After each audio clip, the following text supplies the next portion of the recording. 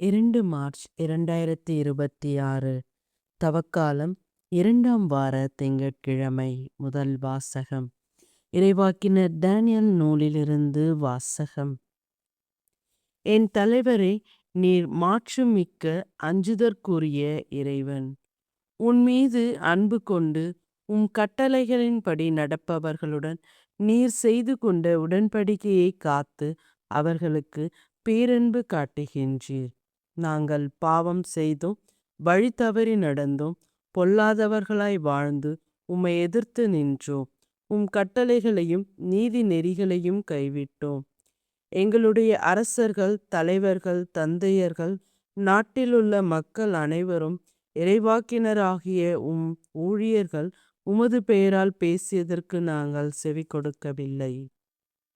என் தலைவரே, நீதி உமக்கு உரியது, எமக்கோ இன்று வரை கிடைத்துள்ளது அவமானமே. ஏனெனில் யூதாவின் ஆண்டுகளும் எருசலேம் வாழ் மக்களும் இஸ்ரேலை சார்ந்த யாவரும் ஆகிய நாங்கள் உமக்கு எதிராக செய்த துரோகத்தின் பொருட்டு அருகிலோ தொலையிலோ உள்ள எல்லா நாடுகளுக்கும் உம்மால் இன்று வரை விரட்டப்பட்டுள்ளோம்.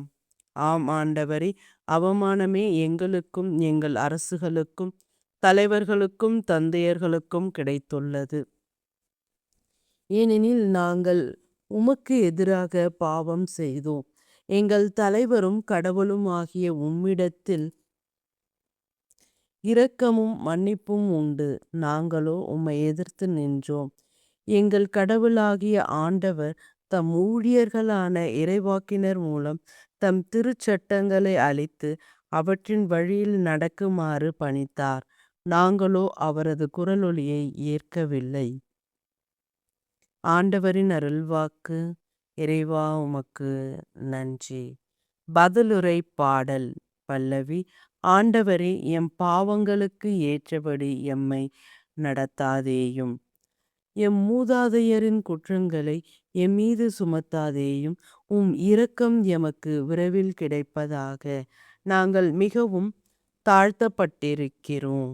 ஆண்டவரே, எம் பாவங்களுக்கு ஏற்றபடி எம்மை நடத்தாதேயும். எங்கள் மீட்பராகிய கடவுளே, உமது பெயரின் மாட்சியை முன்னிட்டு எங்களுக்கு உதவி செய்தருளும்.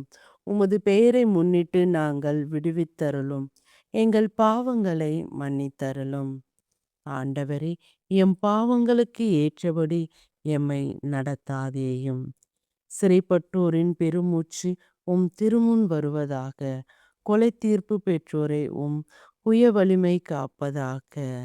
ஆண்டவரே, எம் பாவங்களுக்கு ஏற்றபடி எம்மை நடத்தாதேயும். அப்பொழுது உம் மக்களும் உமது மேய்ச்சலின் மந்தையுமான நாங்கள் என்றென்றும் உம்மை போற்றிடுவோம். தலைமுறை தோறும் உமது புகழை எடுத்து உரைப்போம். ஆண்டவரே, எம் பாவங்களுக்கு ஏற்றபடி எம்மை நடத்தாதேயும். நற்செய்தி வாசகம். லூக்கா எழுதிய தூய நற்செய்தியிலிருந்து வாசகம். அதிகாரம் 6, இறை வார்த்தைகள் 36 38 முடிய. அக்காலத்தில் இயேசு தம் சீடரை நோக்கி கூறியது: உங்கள் தந்தை இரக்கமுள்ளவராய் இருப்பது போல நீங்களும் இரக்கமுள்ளவர்களாய் இருங்கள். பிறர் குற்றவாளிகள் என தீர்ப்பளிக்காதீர்கள். அப்பொழுதுதான் நீங்களும் தீர்ப்புக்கு உள்ளாக மாட்டீர்கள்.